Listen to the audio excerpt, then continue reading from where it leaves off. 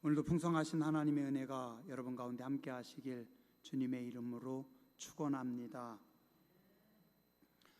팔복의 세 번째 복입니다.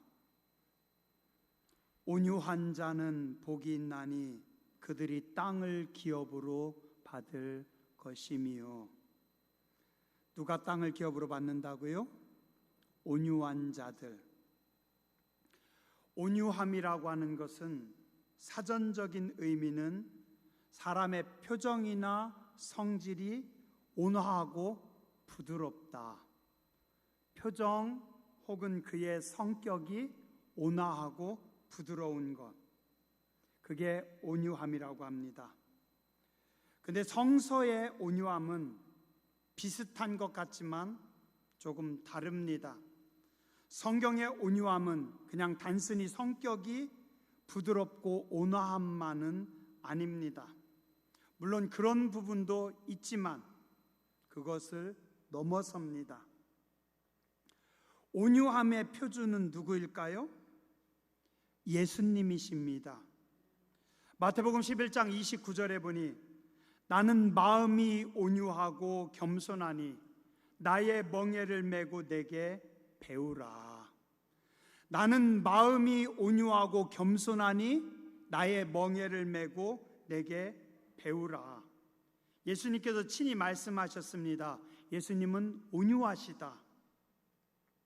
그럼 예수님은 온화하고 부드럽기만 하셨던 분일까요? 한없이 사랑이 많으신 분이셨지만 늘 부드럽기만 하셨던 분은 아닙니다. 성전에서 장사하는 사람들의 상을 뒤집어 엎으시고 무섭게 책망하고 쫓아내신 분입니다. 당시에 거룩하게 보이고 사람들에게 존경받던 종교 지도자들을 향하여 회칠한 무덤이다. 그리고 또 너희는 독사의 자식이다. 독사의 새끼다. 개새끼가 더 심한 욕인 것 같아요? 아니면 독사 새끼가 더 심한 욕인 것 같아요? 엄청나게 센 욕입니다. 열매 없는 무화과 나무를 책망하셔서 저주하셔서 그 무화과 나무가 말라 죽었습니다. 예수님은 결코 늘 온화하고 부드럽기만 하셨던 분은 아니십니다. 그러나 주님은 말씀합니다. 나는 온유하고 마음이 겸손하다. 성서적인 온유함은 그냥 겉모습에 보여지는 온유함, 부드러움만은 아닙니다. 오늘 성경 마태복음 5장 5절에 온유한 자는, 원어에 보면 온유함이 프라위스라고 합니다. 이 말씀의 뜻은 온유함, 친절함, 겸손함. 네, 예수님께서 말씀하신 이 온유함은 겉으로만 드러나는 모습이 아니라 속에서부터 본질적인 영혼의 상태입니다. 예수님 말씀인 마태복음 5장 5절이 너무 짧고 함축적이어서 좀 어렵습니다. 근데 이 말씀을 쉽게 잘 표현하고 있는 말씀이 구약성경 시편 37편입니다. 시편 37편에 보면 이렇게 말씀합니다. 너희는 악인들이 형통하고 잘되는 것을 부러워하지 말라. 그들 때문에 불평하거나 분노하지 말라. 분을 그치고 노를 버리고 불평하지 말라. 오히려 악을 만들 뿐이라. 악한 자들이 잘되는 것 때문에 화내고 불평하고 분노하지 마라. 그럼 너희도 악을 행하는 거다. 그리고 시편 37편 11절에 결론과도 같은 말씀을 합니다. 온유한 자들은 땅을 차지하며 풍성한 화평으로 즐거워하리로다. 당장 사람들의 눈에 보기에는 악인들이 형통하고 왕성하며 잘되는 것처럼 보이지만 잠시 후에는 악인이 없어지리니 네가 그곳을 살필지라도 없으리로다. 그러나 온유한 자들은 땅을 차지하며 풍성한 화평으로 즐거워하리로다. 왜요? 하나님께서 간섭하시니까. 시편 37편 9절과 11절이 같은 말씀입니다. 9절에 보면 여호와를 소망하는 자들은 땅을 차지하리로다. 11절 온유한 자들은 땅을 차지한다. 그럼 온유한 자들은 누구라는 겁니까? 하나님을 소망하는 자들, 하나님을 바라보고 하나님을 기다리는 자들. 즉 성경의 온유한 자들은 그냥 겉으로 보기에 얌전해 보이는 것이 아니라 하나님을 바라보며 하나님께 소망을 둔 자들이다. 또한 신약성경 갈라디아서 5장 22절과 23절에 보면 성령의 9가지 열매가 나옵니다. 오직 성령의 열매는 사랑과 일합과 화평과 오래 참음과 자비와 양선과 충성과 온유와 절제니 이 같은 것을 금지할 법이 없느니라. 즉 진정한 온유는 성령의 열매입니다. 내가 온유하고 싶다고 온유해지는 것이 아니라 성령님께서 나를 붙잡으실 때, 성령님께서 나를 주장하실 때 내가 온유할 수 있고 온유함의 열매를 맺을 수 있습니다. 시편 37편 9절처럼 우리가 거룩하신 하나님을 소망할 때, 또한 우리가 성령님의 지배하심을 받고 인도하심을 따를 때 성령의 열매로 온유한 사람이 되는 것입니다. 진정한 온유함은 하나님의 거룩함에 대한 반응입니다. 하나님의 거룩하심에 반응해서 따르는 열매가 온유함입니다. 구약성경에 온유함의 대표적인 인물이 나옵니다. 누구예요? 온유하면 딱 떠오르는 인물. 민수기 12장 3절 이 사람 모세는 온유함이 지면의 모든 사람보다 더하더라. 대제국 이집트의 왕자로 자랐습니다. 젊은 날의 모세는 강했고 혈기왕성했고 다혈질이었고 거침이 없었던 인물입니다. 그러나 그가 광야에서 40년을 지내고 80의 모세가 하나님 앞에서 하나님을 대면하면서 어떻게 돼요? 그 온유함이 세상의 모든 사람보다 더한 자가 되었습니다. 모든 면에서 부족함이 없었던 교만했던 모세가 하나님을 만나고 하나님을 대면해서 하나님 앞에 섰을 때 하나님의 거룩하심을 입게 되고 그 거룩하심을 따라서 한없이 온유한 성품의 사람으로 바뀌었습니다. 오늘 우리도, 오늘 여러분들도 하나님을 뱀으로 하나님 앞에 섬으로 하나님의 거룩하심을 따라 온유한 분들 되시길 주님의 이름으로 축원합니다. 창세기 32장에 보면 야곱이 외삼촌 라반의 집에서 떠나 아내와 자식들을 데리고 20여 년 만에 고향으로 돌아옵니다. 그런데 그의 형 에서가 칼을 갈고 동생을 죽이려고 400명의 군대를 이끌고 다가오고 있습니다. 절대절명의 위기의 순간입니다. 그런데 야곱이 형을 만나기 전 그 전날 밤 야복 강가에서 하나님의 사자와 씨름하는 장면이 나옵니다. 그때 두 가지 사건이 벌어집니다. 하나는 하나님의 사자가 야곱의 환도뼈, 엉덩이뼈, 또 다른 번역에서는 엉덩이뼈, 오늘 번역에서는 허벅지 관절, 이것을 쳐서 다치게 하셨고, 또 하나는 야곱의 이름을 바꾸어서 야곱에서 이스라엘로 만들어 주십니다. 이 이스라엘이라고 하는 이름의 뜻은 하나님과 씨름한 자, 하나님과 겨루어 이긴 자. 그래서 지금 이스라엘이라고 하는 나라의 이름이 야곱이 하나님 앞에 받은 이름입니다. 좀 이상하지 않나요? 한번 생각해 보시죠. 이스라엘 백성들은 하나님의 백성들입니다. 하나님 앞에 예배하고 하나님의 말씀과 하나님의 뜻대로 순종하며 살아가는 하늘의 백성들, 선택된 백성들이에요. 근데 그들의 이름이 하나님과 싸워서 이긴 자다. 하나님의 자녀들이, 하나님의 백성들이 하나님을 대적해서 싸운단 말씀입니까? 우리가 좀 오해하는 겁니다. 이 이스라엘이라고 하는 이름의 뜻은 하나님과 싸워서 대적해서 이겼다라는 것이 아니라, 물론 그런 의미도 있기는 하지만, 하나님과 앞서서 하나님을 대적한다는 뜻이 아니라 하나님 앞에 선다. 하나님 앞에 서서 하나님께 문제를 해결받는다.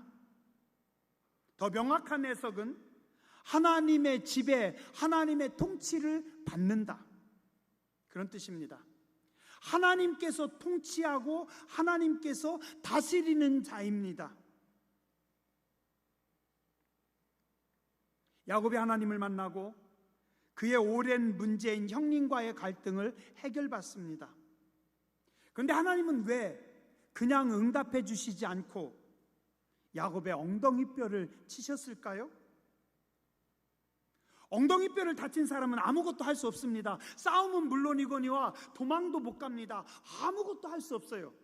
그냥 쩔룩쩔룩 하면서 간신히 버티고 서 있을 뿐입니다.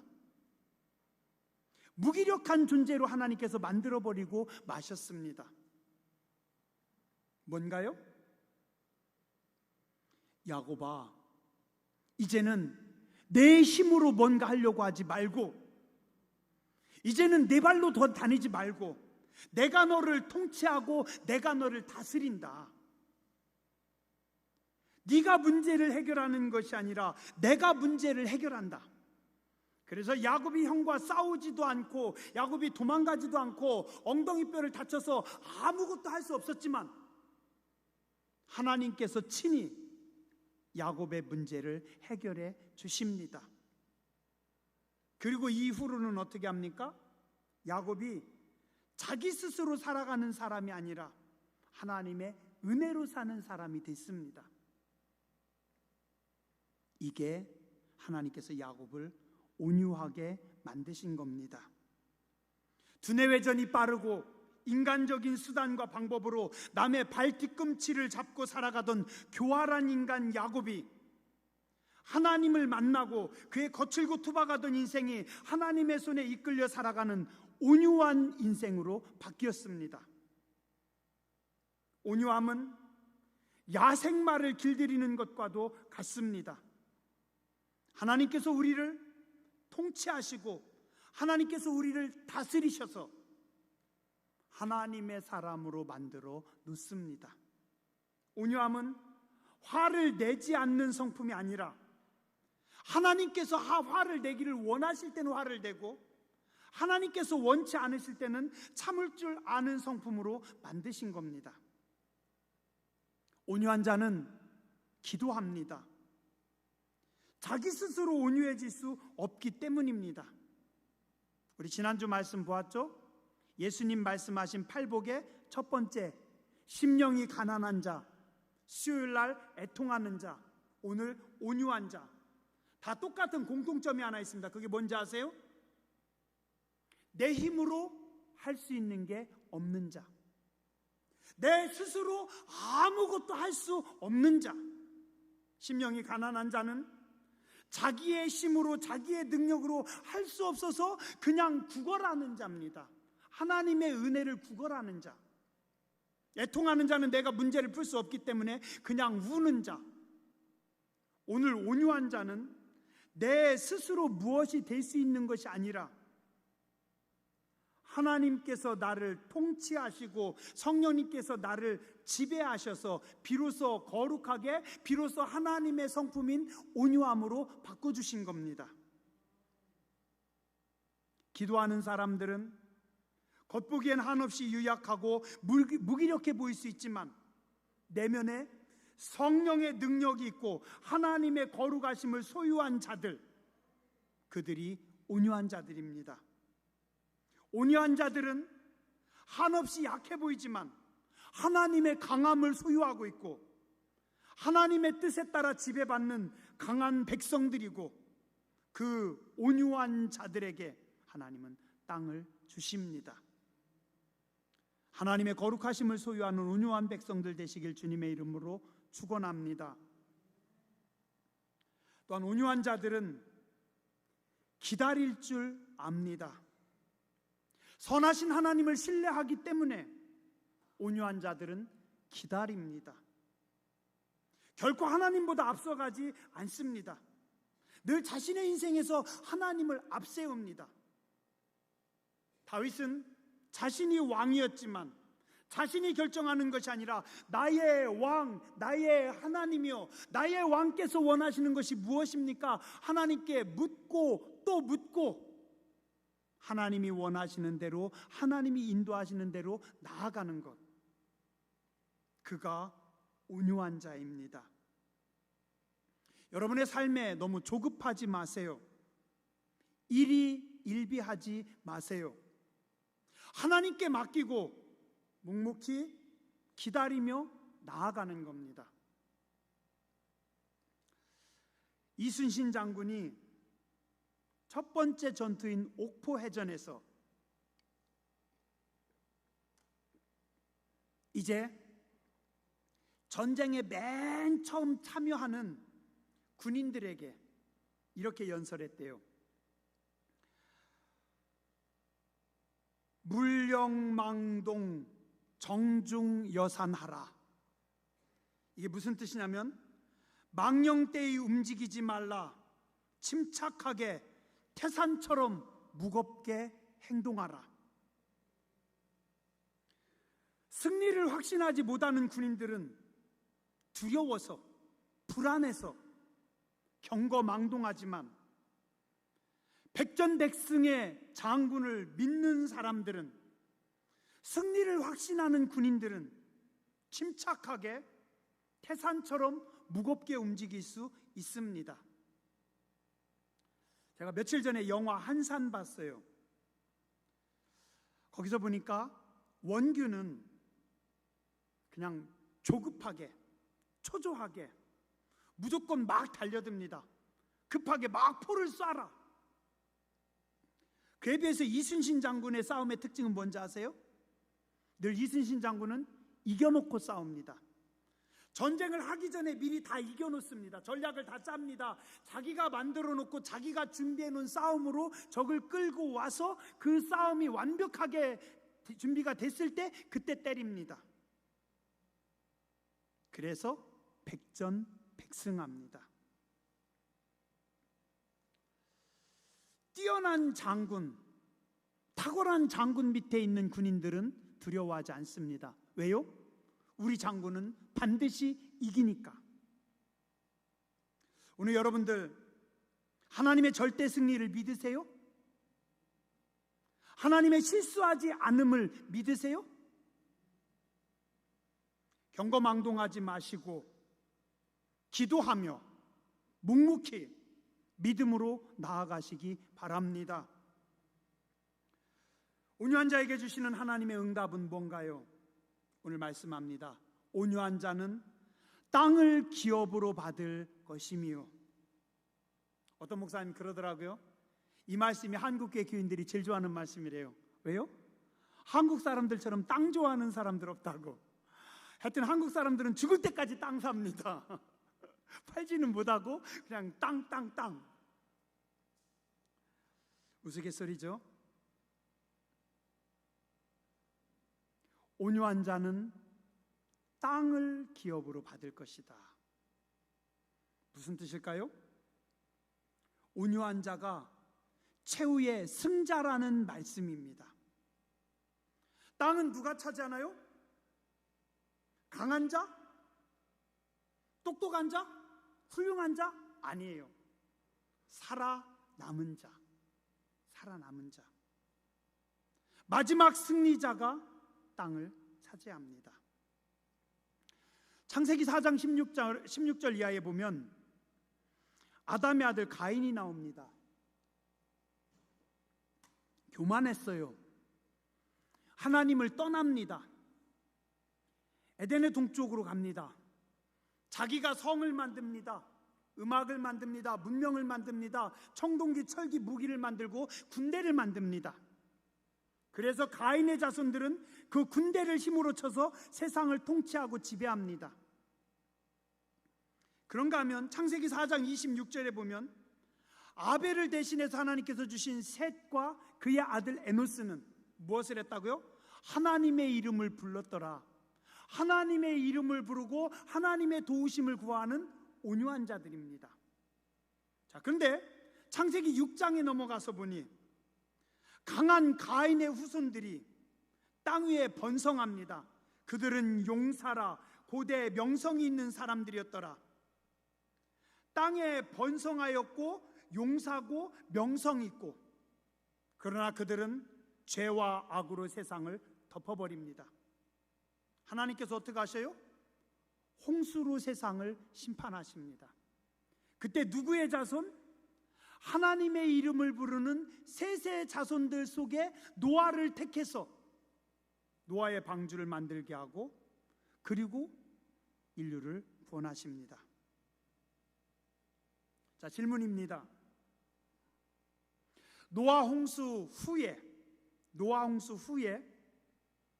세상은 누구의 땅이 되었을까요?